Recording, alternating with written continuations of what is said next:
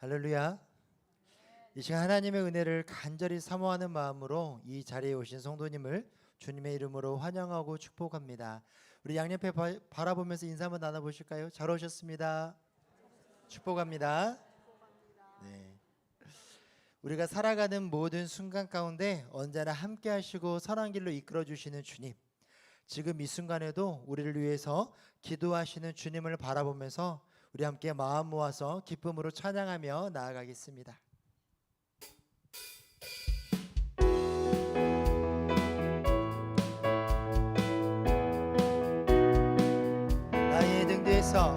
나의 등 뒤에서 나를 도우시는 주, 나의 인생길에서 지치고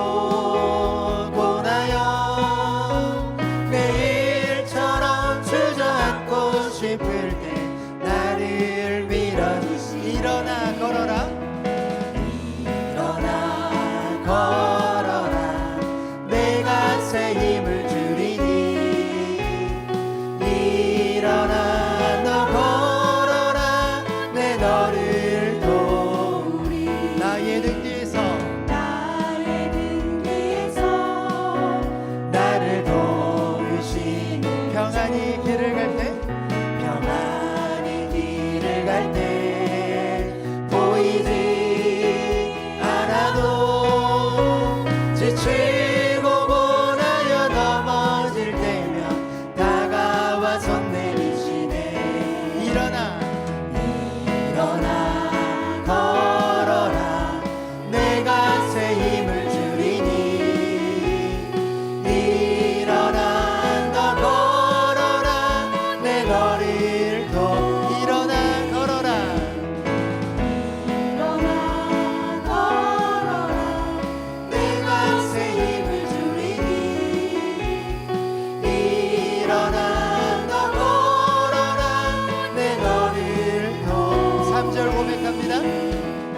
나의 등 뒤에서 나를 도우시는 때때로 뒤돌아보며 여전히 계신 주, 잔잔한 미소로 바라보시며 나를 재촉하시. 일어나 걸어라, 일어나 걸어라, 내가 새 힘을 주리니. 일어나 너 걸어라, 내 너를 도. 일어나 걸어라, 일어나 걸어라, 내가 새 힘을 주리니. 일어나 너 걸어라, 내 너를 도. 한 걸음 한 걸음 주 예수와 함께 날마다 우리 걸어. 한 걸음 주 예수와 함께 날마다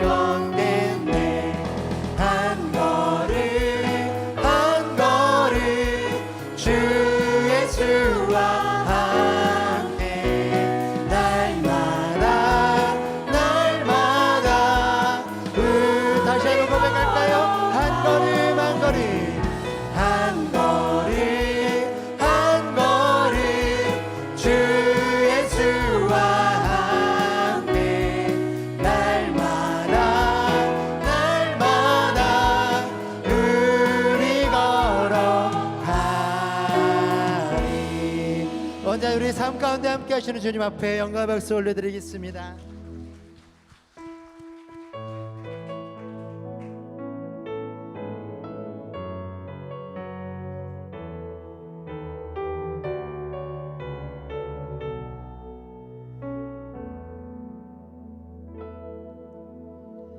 나 가진 재물 없으나 나 남이 가진 지식 없으나 나 남에게 있는 건강 있지 않으나 나 남이 없는 것 있으니 나 남이 못 본 것을 보았고 나 남이 듣지 못한 음성 들었고 나 남이 받지 못한 사랑 받았고 나 남이 모르는 것 깨달았네.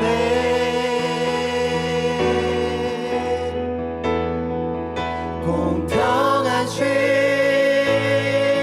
하나님이 나 남이 가진 건 나 없지만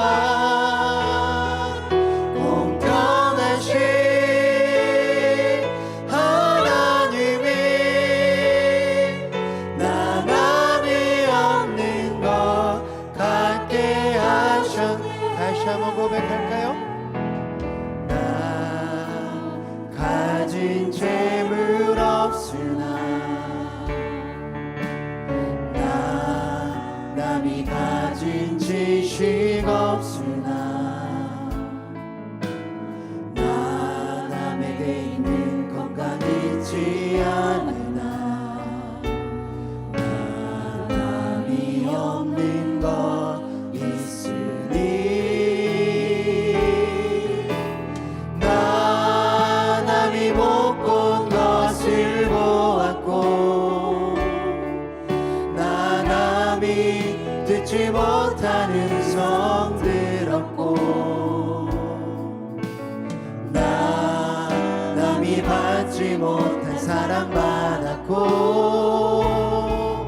나 남이 모르는 것 깨달았네.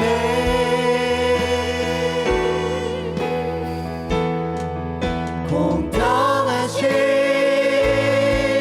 하나님이 나 남이 가진 건 나 없지만 공평하신 하나님이 나 남이 없는 것 같게 공평하신 하나님이 나 남이 가진 건 나 없지만 공평하신 하나님이 나 남이 없는 것 같게 하셨네. 이 시간 우리 교회 공동기도 제목으로 함께 기도드리겠습니다.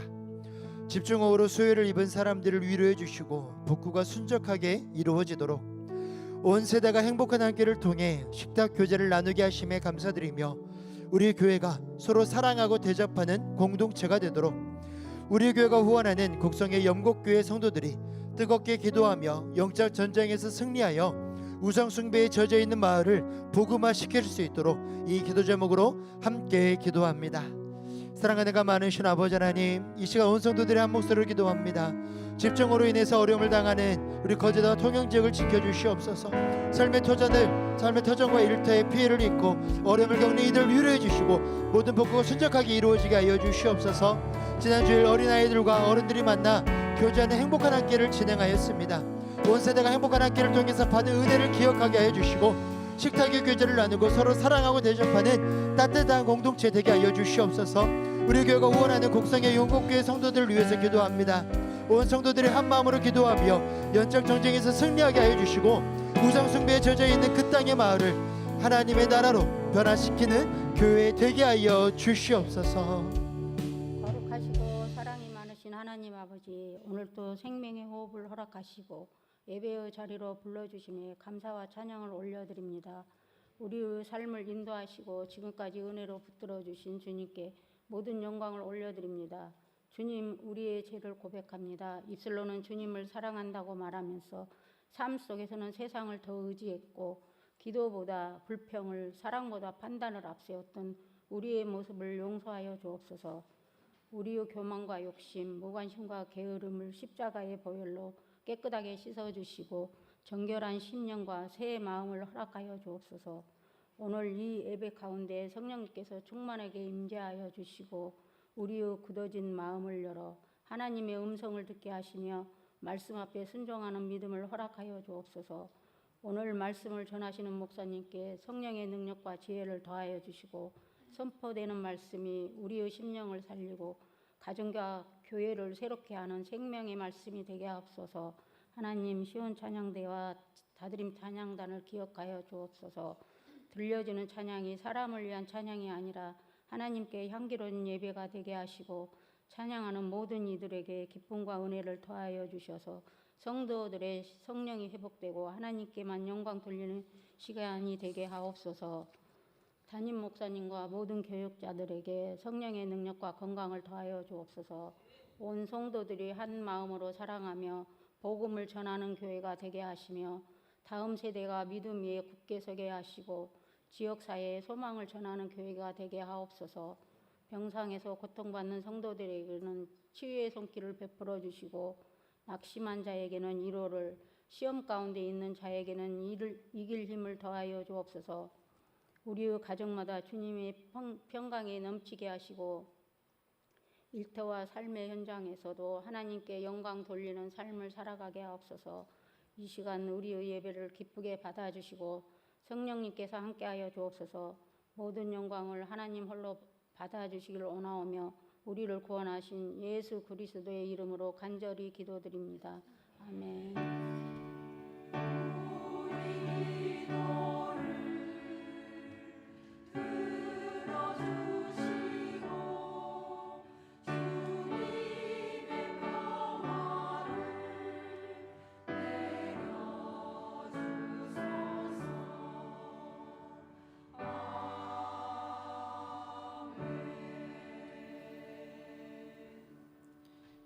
하나님 말씀 보겠습니다. 누가복음 9장 23절에서 26절까지의 말씀입니다. 누가복음 9장 23절에서 26절까지의 말씀, 제가 한 절, 여러분들 한 절 이렇게 교독하시겠습니다. 또 무리에게 이르시되 아무든지 나를 따라오려거든 자기를 부인하고 날마다 제 십자가를 지고 나를 따를 것이니라.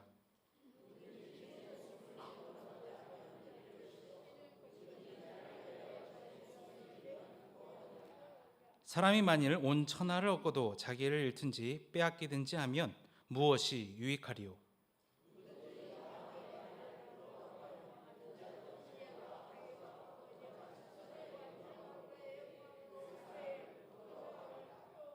아멘.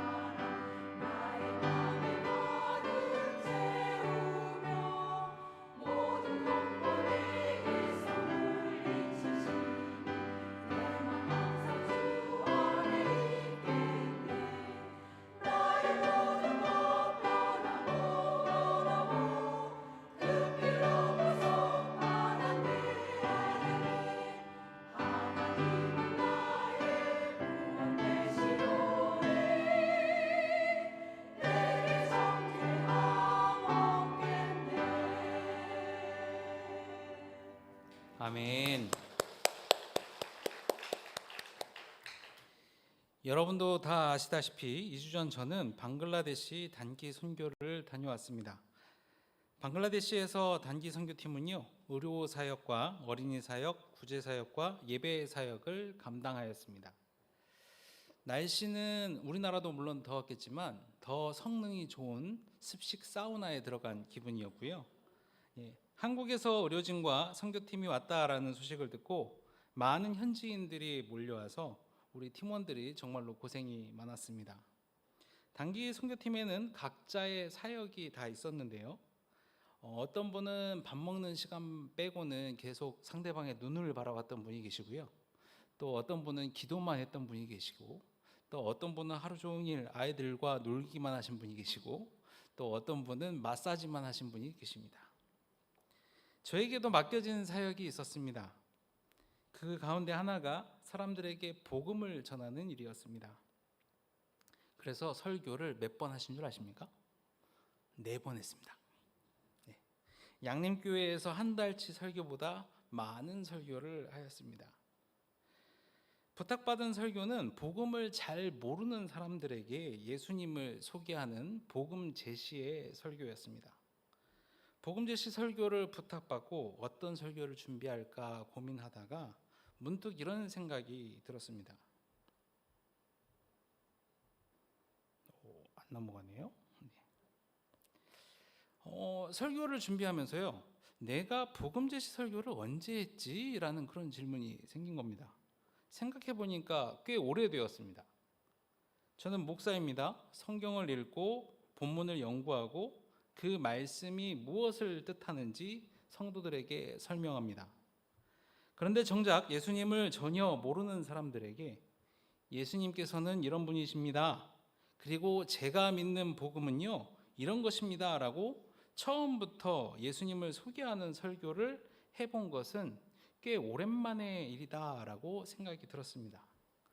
그래서 방글라데시에서 전할 설교를 준비하다가 오히려 제가 제 자신에게 질문을 하게 되었습니다.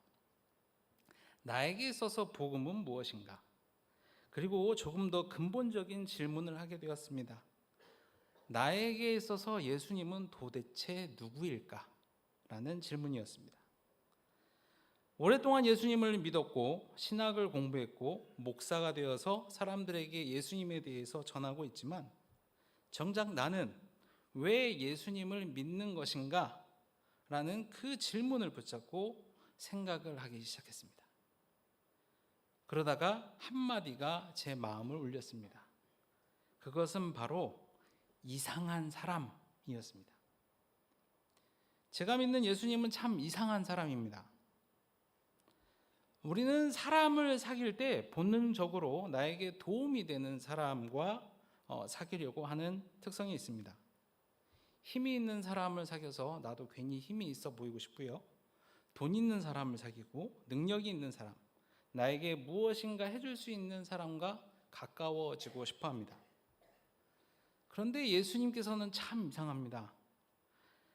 예수님께서는 자신에게 도움을 줄 수 있는 사람보다 도움이 필요한 사람들을 찾아가셨습니다. 모두가 손가락질하는 죄인들의 친구가 되셨습니다. 모두가 피하는 병든 사람에게 손을 내미셨습니다. 모두가 무시하는 가난한 사람들과 함께하였습니다. 그래서 저는 방글라데시 아이들에게 예수님을 소개하면서 예수님을 이상한 사람이다 라고 소개했습니다. 그런데 오늘 본문의 바로 앞에서 예수님께서도 제자들에게 비슷한 질문을 하고 계십니다. 무리가 나를 누구라 하느냐? 제자들이 각기 다른 대답을 합니다. 세례 요한이라고 합니다. 엘리야라고 하는 사람도 있었습니다. 옛 선지자 가운데 한 사람이 살아났다 하는 사람도 있습니다. 그러자 예수님께서 다시 제자들에게 물었습니다. 너희는 나를 누구라 하느냐? 그때 아주 열심히 많았던 베드로가 대답을 합니다. 하나님의 그리스도이십니다. 여러분들이 베드로의 대답 어떻게 생각하십니까? 전혀 답이 없으시네요. 정답 아니에요, 정답.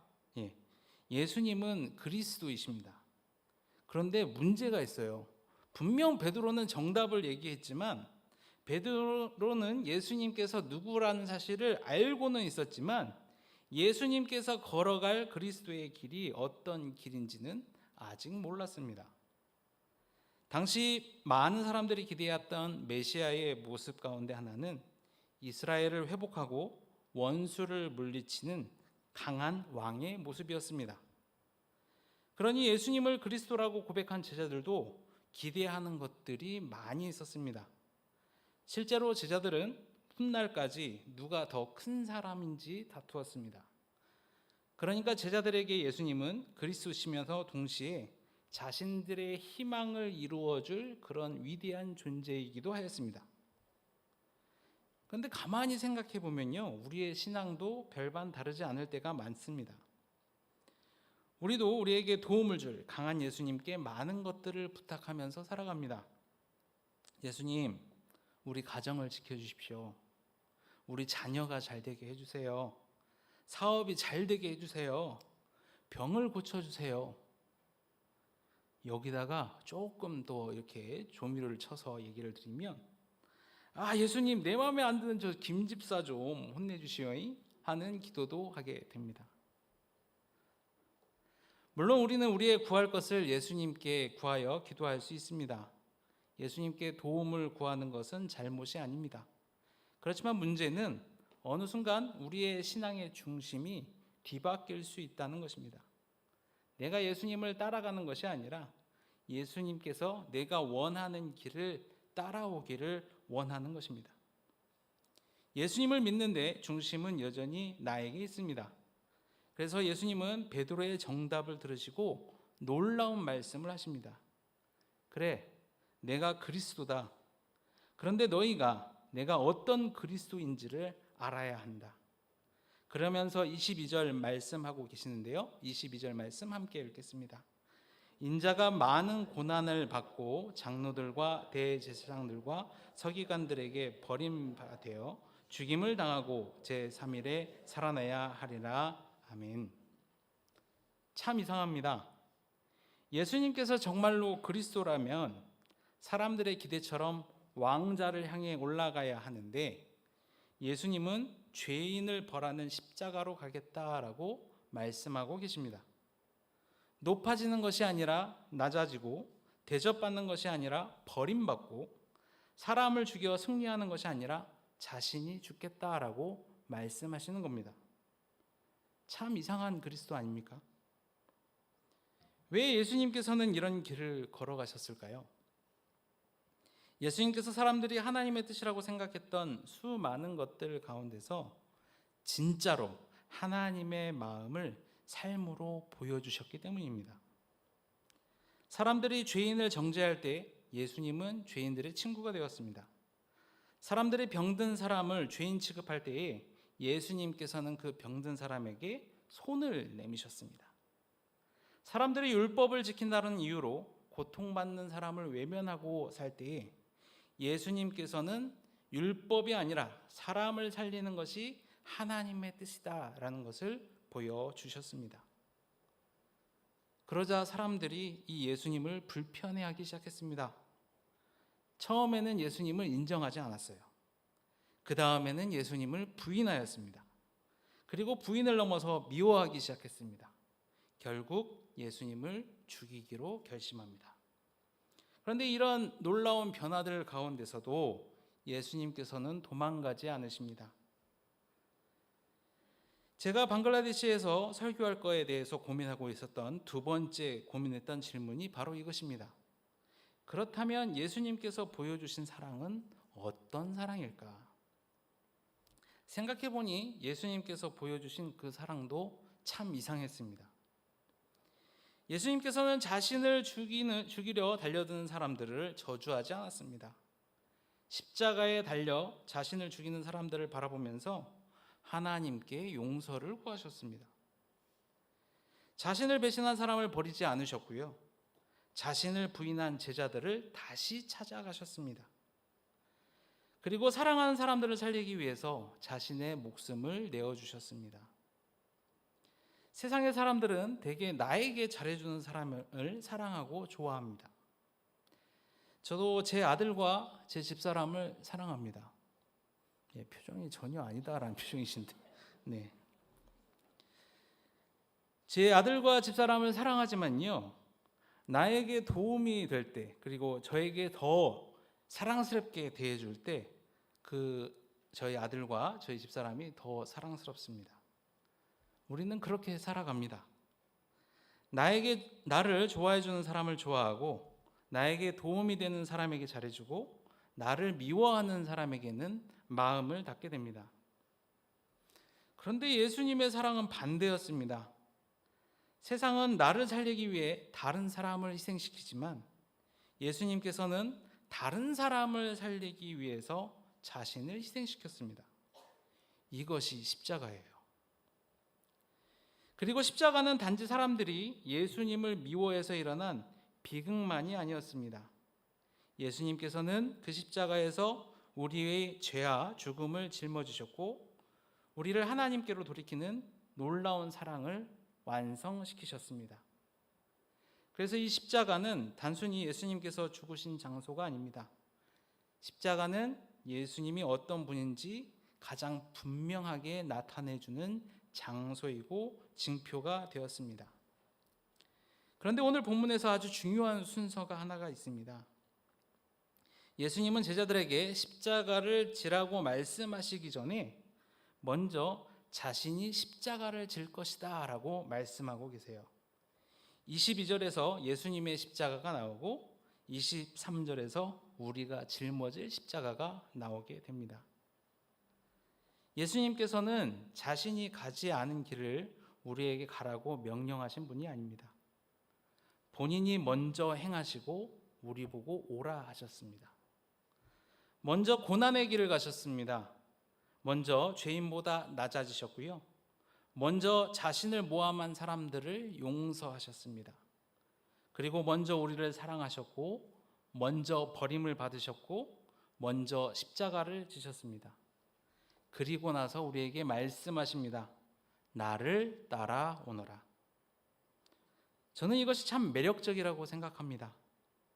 기독교 신앙은 예수님께서 저 멀리에 서서 우리에게 야, 너 십자가 지고 이렇게 행동하고 저렇게 행동해. 그렇게 해서 나에게로 와 라고 말씀하는 종교가 아닙니다. 예수님께서 먼저 십자가를 등에 지고 걸어가시면서 말씀하십니다. 내가 먼저 갈게. 너는 나를 따라와. 이것이 기독교의 제자의 도가 되겠습니다. 예수님께서 먼저 걸으신 길을 뒤따라가는 신앙입니다. 그리고 우리가 예수님을 따라갈 수 있는 이유가 하나 더 있습니다. 예수님의 이야기가 십자가에서 끝나지 않았기 때문입니다. 예수님께서 22절 마지막에 말씀하고 계십니다. 제3일에 살아나야 하리라. 십자가의 다음에 무엇이 있죠? 부활이 있습니다. 죽음 다음에는 생명이 있습니다. 잃어버림 다음에는 하나님께서 주시는 새로운 삶이 있습니다. 예수님께서는 자신의 삶과 죽음과 부활을 통해 우리에게 보여주셨습니다. 십자가가 끝이 아니다. 그러므로 나를 희망으로 삼고 따라오라 라고 말씀하고 계십니다. 그리고 이제 예수님께서 우리에게 말씀하십니다. 23절 말씀인데요. 함께 읽도록 하겠습니다. 아무든지 나를 따라오려거든 자기를 부인하고 날마다 제 십자가를 지고 나를 따를 것이니라. 아멘. 여기서 중요한 말은 저는 마지막에 있다라고 생각합니다. 나를 따를 것이니라.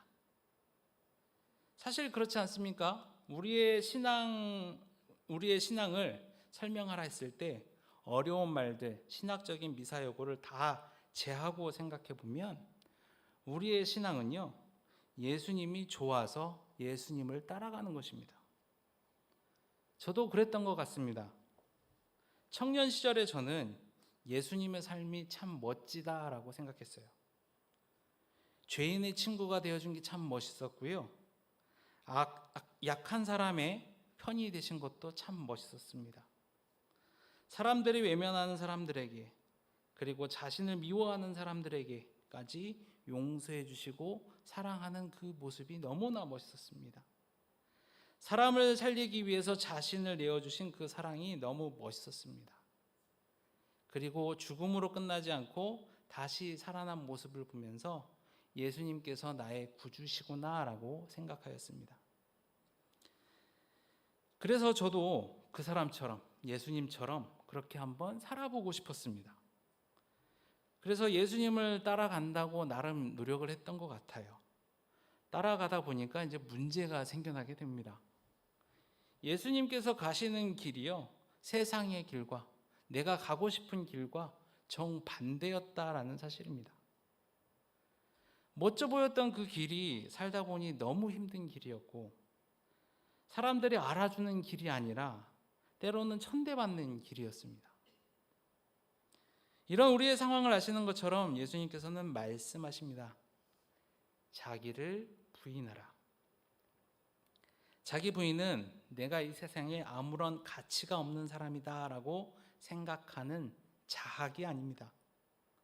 내 욕망을 모두 없애버리는 것도 아닙니다. 내가 내 인생의 주인이라고 생각하며 살아왔던 삶에서 내려오는 것입니다. 내가 중심이었던 자리에 예수님을 모시는 것입니다. 그러면 삶의 선택이 예수님 중심으로 달라지는 것이에요. 세상 사람들이 미워하는 사람들에 대해서 이야기해보라 하면 그 이유가 참 타당합니다. 미워할 만한 사람들을 미워합니다. 그런데 예수님을 따라가는 사람은요, 그 미워하는 사람을 용서하라고 합니다. 참 이상하죠. 세상 사람들은 하나라도 더 가지라고 말합니다. 그런데 예수님을 따라가는 사람들은요, 자신의 것을 나누라고 이야기합니다. 세상 사람들은 높은 곳으로 올라가라고 하는데 예수님은 따라가는 사람들은 자꾸 낮은 곳으로 가라라고 이야기해요. 이렇게 예수님을 따라 사는 삶은 정말로 이상한 삶입니다. 그래서 예수님을 제대로 따라가기 시작하면 우리의 삶에는 반드시 조금 이상한 부분이 생기게 됩니다. 예수님을 따르는 삶, 정말로 손해보는 삶이죠. 용서하면 손해보지 않습니까? 양보하면 손해보지 않습니까? 정직하면 손해보잖아요. 내 것을 나누면 분명히 내 것이 줄어듭니다. 약한 사람의 편에 서면 하지 않아도 될 일을 자꾸 떠안게 됩니다. 요즘 표현으로 하면 완전히 호구 잡혀 사는 삶일 수도 있습니다. 그런데 예수님께서 이런 삶에 물음표를 갖는 우리에게 질문하십니다. 25절 말씀인데요. 함께 읽도록 하겠습니다. 사람이 만일 온 천하를 얻고도 자기를 잃든지 빼앗기든지 하면 무엇이 유익하리요? 아멘. 예수님께서는 우리에게 계산을 하지 말고 살아가라 라고 하는 것이 아니라 오히려 계산을 한번 끝까지 해보자 라고 얘기하십니다. 만약 우리가 열심히 세상의 법대로 살아서요, 온 세상 것들을 다 얻었다고 칩시다. 돈도 얻었고 명예도 얻었고 성공도 얻었습니다. 사람들의 인정도 받았습니다. 그런데 그 과정에서 하나님께서 만드신 나를 잃어버렸습니다. 다른 사람을 사랑할 줄 아는 나를 잃어버리고, 용서할 줄 아는 나를 잃어버리고, 불쌍히 여길 줄 아는 나를 잃어버리고, 예수님을 닮아가려던 나를 잃어버렸습니다. 온 천하를 얻는 동안 정작 하나님께서 창조하신 내가 사라져버린 것입니다. 거기서 예수님께서 묻습니다. 그래서 너에게 무엇이 남았느냐? 반대로 예수님을 따라 살면 세상의 기준에서는 조금 잃는 삶을 살 수가 있습니다. 그러나 놀랍게도 그때 우리는 진짜 나를 되찾기 시작합니다. 세상의 기준으로는 죽은 사람이 되었는데, 내가 죽었는데 다시 살아나 보니 내 안에서 예수님의 삶이 시작됩니다. 자기 부인은 나를 없애는 것이 아닙니다. 내 안에 예수님의 삶이 시작될 자리를 만드는 것입니다. 그래서 우리가 다시 산다는 것은 단순히 먼 훗날 죽었다가 부활한다의 의미만 있는 것이 아니라 오늘 여기에서 예수님의 삶으로 다시 살아가는 것입니다. 예수님처럼 사람을 바라보고 예수님처럼 용서하고 예수님처럼 나누고 예수님처럼 약한 사람에게 서고 예수님처럼 사랑하는 것입니다. 사실 예수님도요, 당시 세상의 기준으로 보면 실패한 사람의 한 명으로 분류가 될 수가 있습니다. 제자들에게 버림받았죠. 체제를 붕괴시킬 만한 극한 무도한 죄인으로 몰렸습니다. 그리고 십자가에 달렸습니다. 세상의 기준으로 보면 예수님께서는 완전히 패배한 삶을 사신 겁니다. 그런데 지금 우리는 누구의 삶을 보면서 사랑을 이야기하고 있습니까? 누구를 바라보면서 용서를 이야기합니까? 누구를 바라보면서 섬김을 이야기합니까? 바로 예수 그리스도입니다. 세상이 버렸던 예수님이 오히려 세상으로 하여금 새로운 기준을 다시 묻게 하는 그러한 기준점이 되셨습니다. 그러므로 이상한 삶을 산다는 것은 세상 사람들의 인정을 받기 위해 사는 것이 아닙니다. 어쩌면 끝까지 인정 못 받을지도 몰라요. 그래도 괜찮습니다. 우리에게는 마지막 평가가 남아있기 때문이에요. 26절 말씀입니다. 누구든지 나와 내 말을 부끄러워하면 인자도 자기와 아버지와 거룩한 천사들의 영광으로 올 때 그 사람을 부끄러워하리라. 아멘. 결국 예수님께서는 우리에게 질문하시는 겁니다. 너는 누구의 평가를 받으며 살겠느냐? 세상의 박수를 받으며 살고 싶습니까? 사람들에게 인정받는 것을 인생의 목표로 삼겠습니까? 아니면 마지막 날 하나님 앞에 섰을 때 하나님의 칭찬을 듣는 삶을 살아가겠습니까? 지난주 위임 목사님의 설교처럼 저도 제 인생의 마지막에서 하나님께 화환을 받고 싶습니다. 하나님께서 저를 보면서 이렇게 말씀해 주시면 좋겠습니다. 야, 이사야 목사야, 너 참 서툴렀지. 사고도 좀 많이 쳤어. 그래도 너 나름대로 나 따라 살아보려고 애썼구나. 그래, 참 잘 살았다. 저는 그 말을 듣고 싶습니다.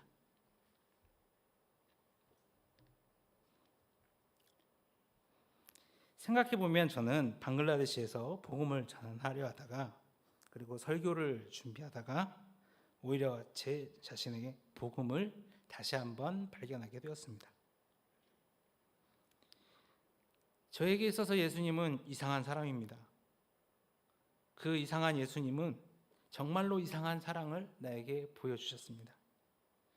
그리고 그 예수님을 믿고 그 사랑을 받은 나는 이제 어떻게 살아야 하는가라는 질문 앞에 서 있습니다. 세상을 이기는 이상한 삶을 살아야 하겠죠. 사랑하는 양림의 성도 여러분, 예수님은 우리에게 멋진 삶을 설명만 하신 그런 분이 아니십니다. 먼저 그 삶을 살아내시고 보여주신 분이십니다. 그리고 오늘도 우리에게 말씀하십니다. 내가 먼저 갈게. 너는 나를 따라와. 그래서 저는 그 예수님을 서툴지만 따라가고 싶습니다. 예수님을 따라가는 것이 쉽지 않아서 가끔은 딴 길로 가기도 할 것입니다.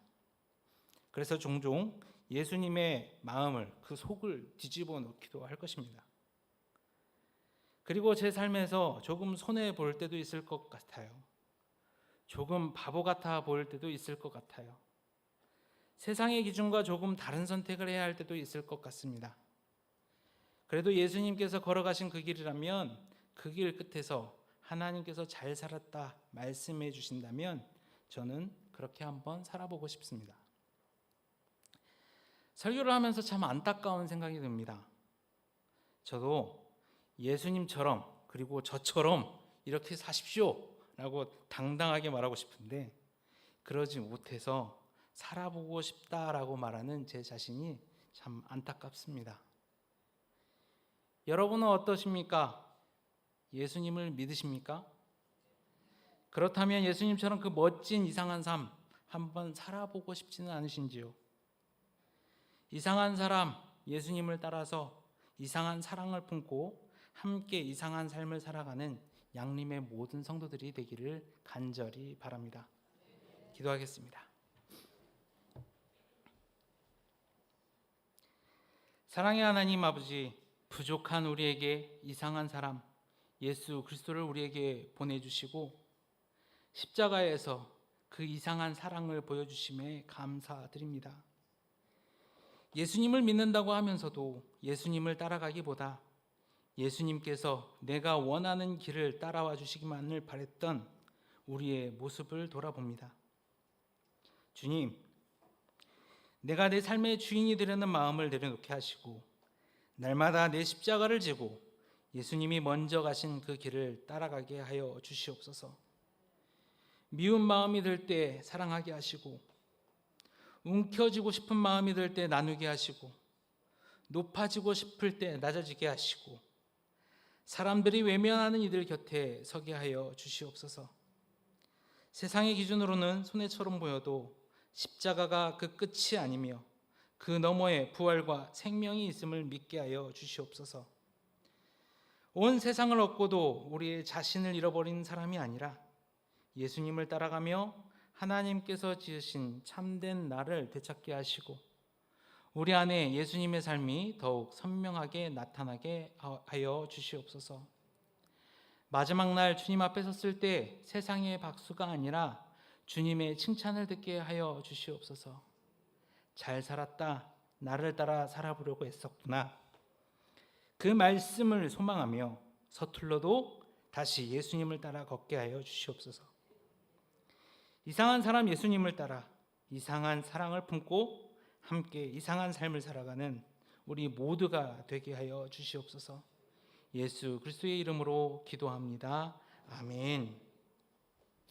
교회 소식 나누겠습니다. 이번 주 금요기도회는 자녀와 함께하는 금요기도회로 진행됩니다. 이번 주 주일은 온 가족이 함께 드리는 예배로 드리며 성찬이 진행되겠습니다. 함께 찬송하겠습니다. 461장입니다.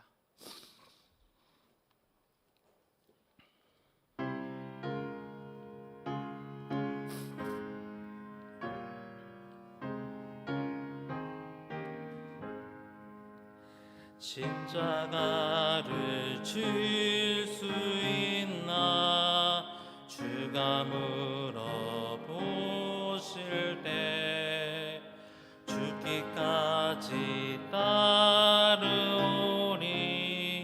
성도 대답하였다.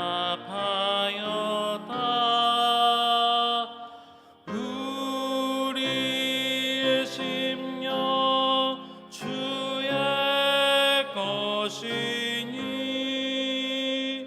주님의 형상 만드소서. 주인도 따라 살아갈 동안 사랑과 충성을 바치오리다. 너는 기억하고 있나 구원받은 강도를 그가 회개하였을 때 낙원 허락받았다.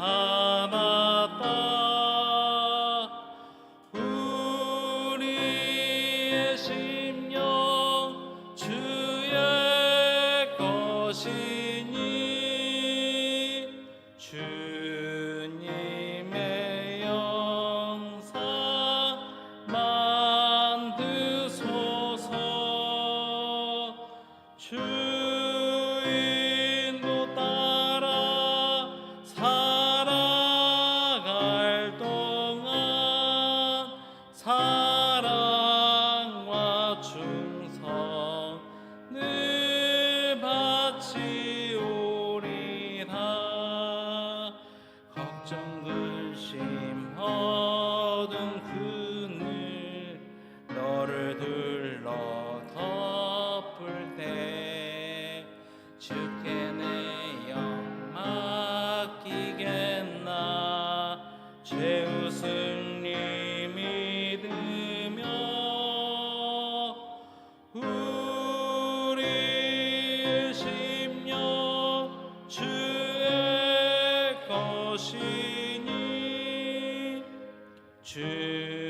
주님의 형상 만드소서.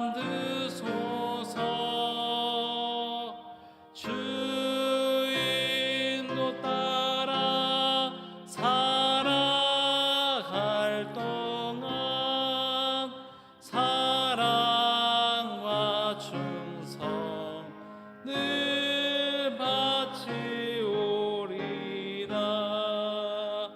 이런 일 다 할 수 있나 주가 물어보실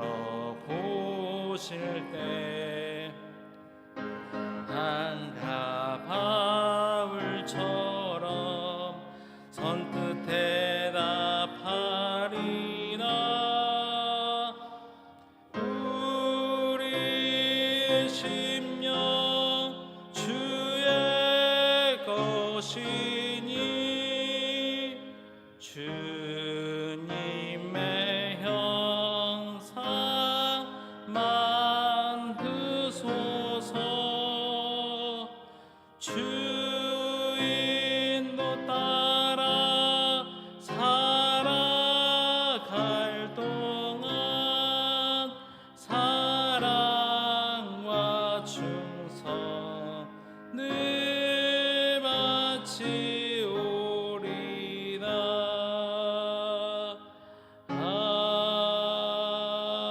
아멘.